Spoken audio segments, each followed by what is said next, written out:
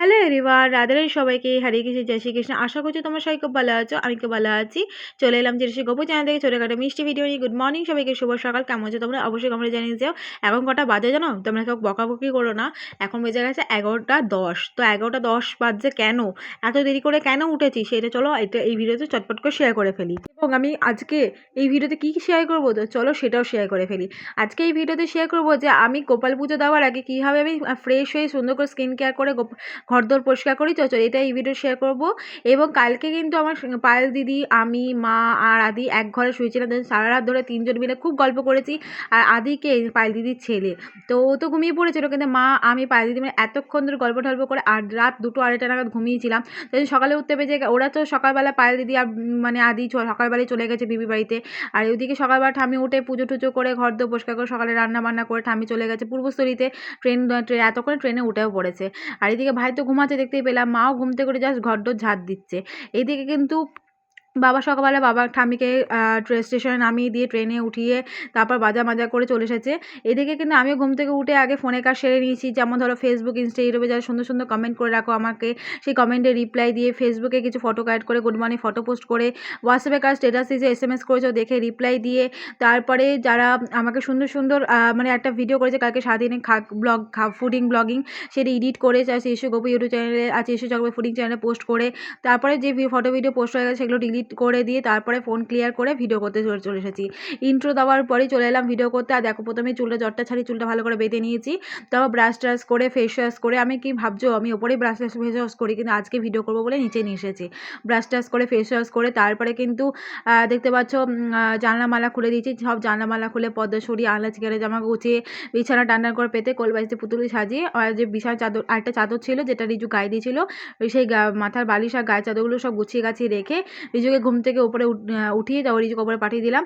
তারপর গ্যাস ট্যাসগুলো উঠিয়ে গুছিয়ে রেখে এবার দেখো ঘরদোর ঝাড় দিয়ে দিচ্ছি।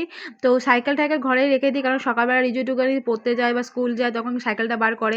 আর ঘরে ঢোকানোর কোনো ক্ষমতাই নেই, ওরা জুতো মুতো তুলে তো জুতো মুতো তোলার ক্ষমতাই নেই ওদের। তো সেই জন্য আমি কী করবো, সেই জন্য আমি একটু ম্যানেজ করতেই হয়, কিছু করার নেই। আর এদিকে আমার চেলা ঈশান এসে গেছে, তো কী করবো বলে, ঈশানটা আমার পাশাপাশি এত থাকে না যে কী বলবো।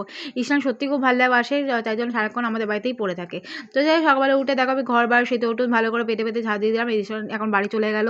তো চলো এবার বাকি কাজগুলো করে নিই। ঘরটা পুছে নেবো, তো বলে বালতিতে দেখো নেতা দিয়ে জল ভরে দিচ্ছি।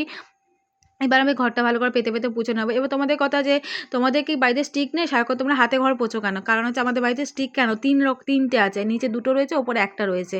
তো তাও আমি মনে করি যে এই ঘরে গোপাল পুজো দিই এবং আমি থাকি, আমি একটু গানি নিজে যদি ঘর পুছি বসে বসে, তাহলে আমার এক্সারসাইজও হবে, তার সাথে কিন্তু হাত দিয়ে ঘর পুছলে ঘরটাও ভালো করে পরিষ্কার করবো হবে। তো সেই কারণে আমি হাতে করে ঘরটা ভালো করে পুছি, যাতে আমার ঘরদোরটা পরিষ্কার থাকে। তো সকালবেলা উঠে দেখো ঘরটা ভালো করে পুছে নিয়েছি। তো চলো বালতির জলটা ভালো করে জানলা দিয়ে ফেলে বালতি উগুর করে নেতাটা মেলে হাতটা ধুয়ে চলে এলাম।